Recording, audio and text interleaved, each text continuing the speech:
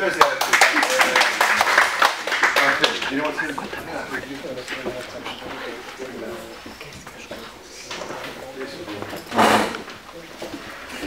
These are the official instructions, but I don't know if you have completed. But it's like, remember what we did in Rennes? It was the same thing. Yeah? Okay, so the next thing I want to, before we get into the talks, we want to identify which localities are represented here. So we have Thurrock over here. That's Enfield. Microcredit. Microcredit, but where? From where? From central region. From Portugal. So you got the center, Portugal. This is Cesena, Rennes. How many is that so far? You're listening to. We are. Okay. Okay. What I want you to do in relation to the subject matter is identify. No. Come here. What are your major needs that you want to address? When you come here and you're looking at all this stuff about social innovation, social enterprise, what is it, one or two, perhaps three at the most, sort of major issues that you want to address or you're thinking about addressing via these? I think we could begin with Thurrock and you have a fairly clear idea. So here to say sort of 1 to 3, sort of 3 max, sort of major points you want to address with all this stuff. 3 points then. The first point is that Thurrock are considering taking a range of public services out of the public sector into a social enterprise. Secondly, I want your help today. So part of today is asking you for your help. And thirdly, we picked it up in the title class this morning, it's about thinking about how we can ensure that Thurrock young people are ready and have the skills for the fantastic opportunities that are available. In an environment of significant budget cuts. Absolutely. Enfield? You think about it for a bit? Yeah. Okay, so you got Centre Portugal. What are your main, all this stuff, social enterprise, social innovation, what would you like to solve? What kind of problem is foremost in your mind with all this stuff? Regarding my action or in general? Well, your locality. My locality. Well, it will be important if social innovation could contribute to the, how to say it, creating a comfort zone for social, for entrepreneurs to create more. Okay, so supporting entrepreneurship, to foment it. Foment it and creating a comfort zone. Okay, okay. Cesena? Yeah.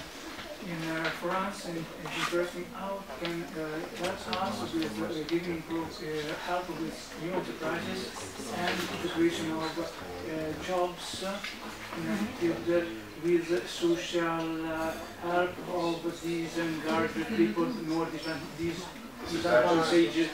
people. So you want to support the creation of these social enterprises? Creation of opportunities for disadvantaged people and for the creation of new enterprises. Okay. So support for enterprise and disadvantaged people. Rennes? Who will speak for Rennes?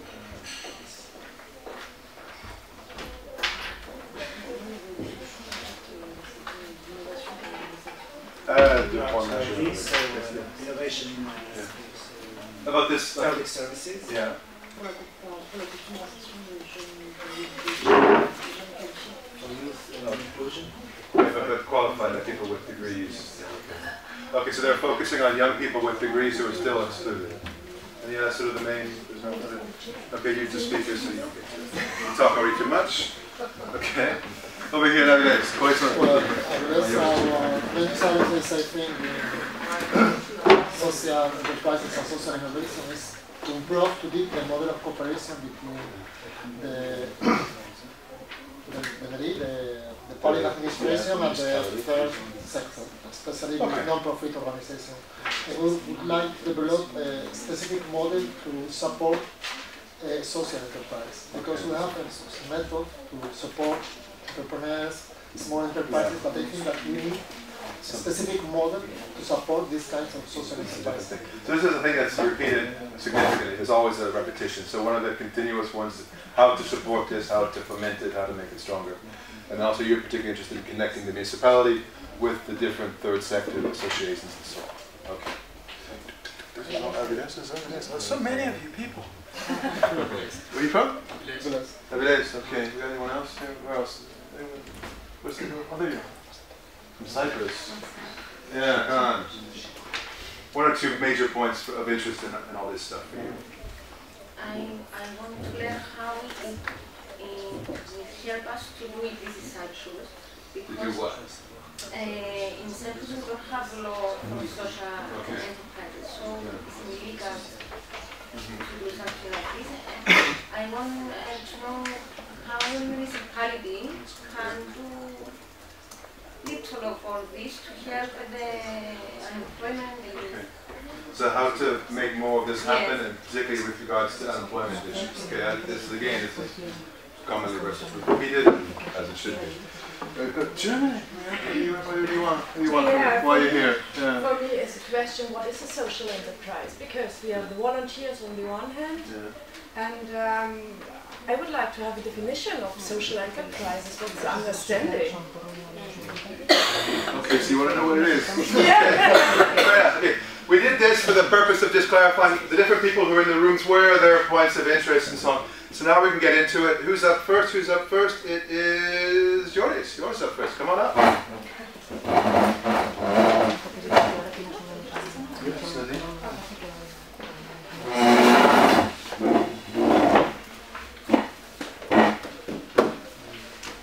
So what time? She was the wrong route, so she was gone that way. Sorry.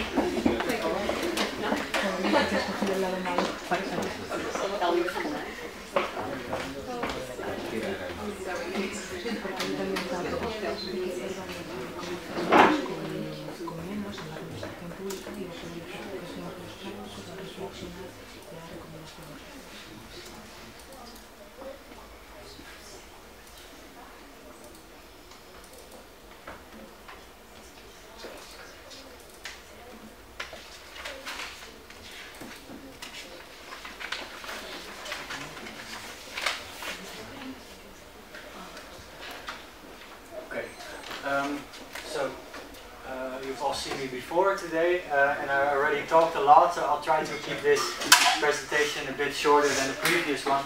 I think it's good that I'm first here in this session, because I think some of the other presentations involve really some in-depth examples of social innovation and what to do and what not to do. Mine is more of an overview. I have some reflections, some examples, and some recommendations for what to do and what not to do when it comes to social innovation. I'm not really going to talk about social innovation, because as we've seen before, and you just mentioned it, many people don't really know what social innovation is and what it is not. In my surroundings, we don't talk about social innovation. We talk about co-creation, which is, I think, one of the specific forms that can be used to involve the public in making public service delivery work better. So first, before I start, I would like to reflect a little bit about the evolvement of the way we think about government and the way we think about governance. Because we, of course, we come from a time, I put some time periods here, and I refer to this as the so-called old public administration. We come from a time, of course, in which the state was simply responsible for delivering public services. And it was a simple time, and I think it was a happy time, and it was very straightforward, because you elect a politician, and the politician knows what problems there are in society, and he comes up with a plan, and he formulates policy. Then he goes to his administrators, his bureaucrats, and he tells them, hey, we've got this problem, we've got this policy, so go ahead and fix it.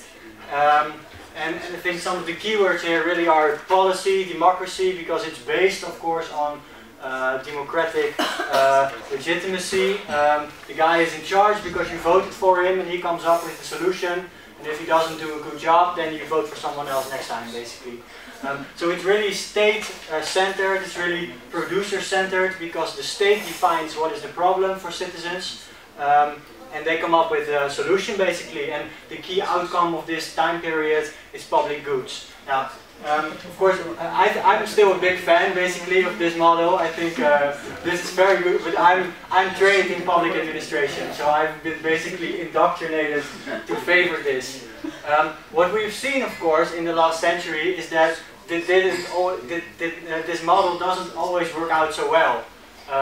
In the 1980s, for example, we had a major financial crisis, just like we have one now. And the main criticism on this old public administration model, they didn't call it old public administration in that time, they just called it public administration, but they said it's not efficient because it costs a lot of money. We have a lot of administrators, we don't know if these policies work, and bureaucrats are lazy because there's no incentive for them to be really competitive or work really hard, and you can't really fire them or anything, so this doesn't work. So people came up with some ideas which we now call the new public management, which is of course not so new anymore, but we still call it the new public management, about making government more efficient and introducing a lot of business management ideas into government in order to stimulate productivity.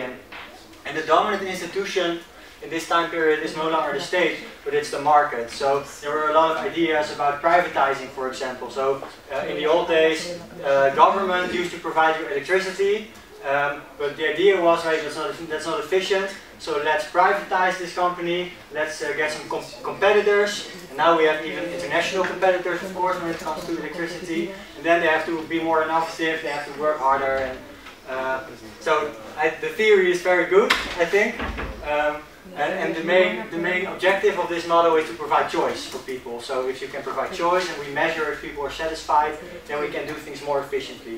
Of course, now we know that this also doesn't work, because we have a lot of problems now.